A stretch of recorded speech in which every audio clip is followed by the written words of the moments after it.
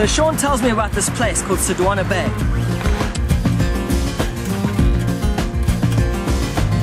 Now I know many of you might have dived there before, but I've never done a dive there, and Sean did his first dive there a few months ago. So he says to me, they go out with a couple mates, there's sharks coming in on them, there's brindle bass, potato bass coming and stealing their fish. They were shooting kuta like all day, different types of species. He said it was like an underwater aquarium down there, and I was thinking to myself, oh my stack, I so badly want to have a diving experience like this. Now Rich, after I got back from that last trip, I can just remember sitting on my bed and just thinking about what had happened to me. It was incredible. All the sharks, the brindle bass, the kuta, I just had to get back there. So after weeks of planning, we packed up our stuff, got in the car, and we were on our way. Ali, my cousin, would be the top man for the trip. As we approached the campsite, we were greeted by a beautiful African sunset. Finally the time had come. We were on our way to 9 Mile Reef and seriously amped to get into the beautiful blue water. Oh, check. Oh my goodness. Oh my. Oh no, that's reef fish. No, look, those are kingies, man. Those are kingies. Those are blue. That drop shot, Alistair. This is what these kingies. But stop! It just came up like this and went straight back down. Huge ignorance. Oh my goodness. I think I might shoot something today. No, you'll shoot something. Don't worry. We get into the water and man, it's beautiful. Sean drops his flashes and gets ready for the action. I just shot my first fish, pig-handled barracuda, which a couple sharks had mauled on the bottom. So I decided to get my second gun and go down and try to retrieve my fish. When we got onto the pinnacle, it was awesome. We saw snapper, sharks, potato bass, all kinds of fish species. It was like an enormous underwater aquarium. Mark, our skipper, shoots his first fish, another pig-handled barracuda. These fish are known for turning rapidly and sinking their teeth into their attacker. This was too close for comfort. Mark holds the fish back just in time. Nice one, Marco.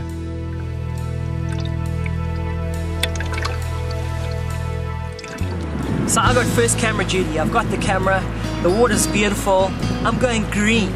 Sean's already shot 2 kuta, and now another shoal comes through and he shoots another one, and I'm thinking, I wish I could get a kuta. Suddenly out of the corner of my eye, I look to the right and I just see this flash behind this kuta, and I'm thinking, what is that? When I was down there and I saw that shoal of kuta coming again, I was so excited. I felt a bit bad for you having to do the camera duty so early and the kuta were on like that. But anyway, as I go like Rambo, 2 guns, I shoot this other kuta, I give it a bad shot. Anyway, it starts circling around us and this big potato bass comes off the bottom and just engulfs the whole kuta. I couldn't believe my eyes. Fortunately, it didn't take my spear and pull my rig down, but I lost the kuta. We kept on losing fish on top of the reef, so I had a quick chat with Mark and we decided to dive a few meters off the pinnacle on the sand. Wasn't long before the next shoal of kuta came through. I gave this one a plumb center shot.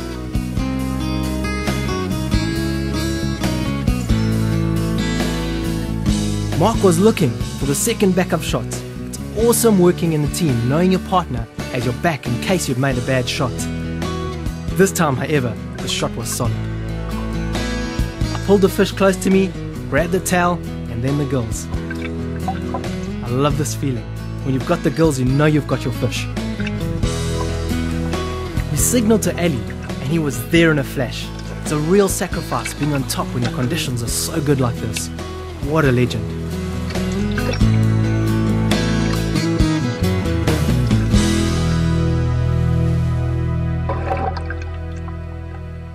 We managed to run into one of my favorite seagoing creatures. I like to call them underwater teddy bears. Besides being so much fun to play with, you'll often find game fish snuggled up close to them. So whenever you jump in with one of these huge giants, don't forget to take your reel gun with you. Finally, some variation to our catch. Mark shoots a big-eyed kingfish. This little car's still green when Mark gets hold of him. However, the variation didn't last for long. Man, those kuta kept coming through and it was way too tempting to pass them up. Mark uses his double-handed style and lands a good spine shot in the second one for the day. He makes no mistake and gets it safely to the boat. Towards the end of the dive, the blacktip started getting way too curious for our liking. So we decided to call it a day, get on board and head for shore. Driving to our campsite, we knew it would be looking all clean and tidy, but man, look what we found.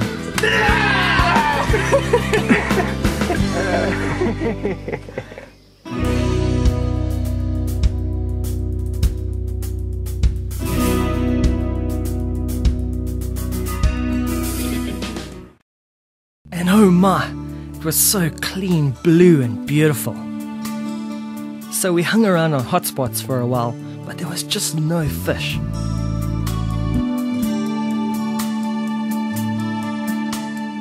Mark got one of our smaller catches and started to chum up the water.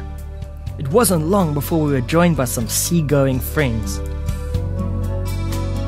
We weren't too complacent though, because we know that Remora have friends that we don't get on too well with. Suddenly the fish turned on. The chum line started working its magic. I swam down and noticed a Rosie having a feast. These fish generally present a difficult target, but are known to respond well to chum lines and can easily be found off guard.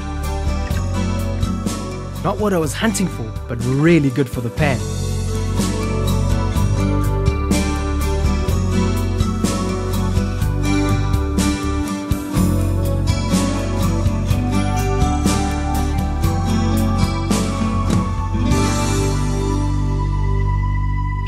Mark had just missed a kuta and points me onto a second one. I take a shot and nail him. I could feel that this one had a bit more weight to him. He took off, and with seconds, I found myself on my boingy line. I had a good little tussle, but before long, I was going for the tail grab. He had a little bit more energy than I thought, but no worries. I played him with soft hands and let him burn himself out. Grabbed the gills and landed my fish. So once again, I got the camera. I'm filming Sean. He's got a beautiful kuta on the boat and he's lining up on the second one. I wasn't quite down in the right position, but I thought, let me just leave it on Sean. Normally what I'll do is I'll follow the fish, but this time I thought, let me just leave it on Sean and see what happens. Sean shoots this kuta, and out of the blue comes this flying Zambezi straight at Sean. My heart nearly stopped. It had attack written all over it. Sean, I don't know what was going on. Like, how did you feel in that moment? I was terrified. I thought it was over for me. I remember just seeing that Zambezi come off that bottom and it flew at such a pace. It started off kind of average, but it was going for me, and then he just went for it. And I remember he still even opened his mouth, was coming at me, and I just turned around and I just thought, well, I'm gonna have to try punch this thing or something. My gun was gone off the kuta, and yeah, fortunately it turned around at the right moment.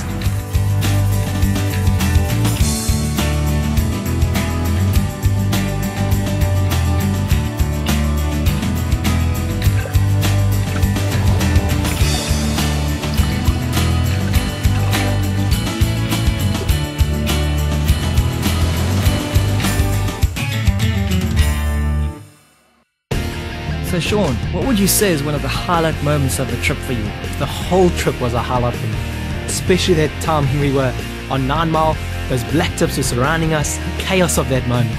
And then when we moved on to hotspots and that Zambi came from there, that was seriously scary. Rich, I can't wait till our next trip.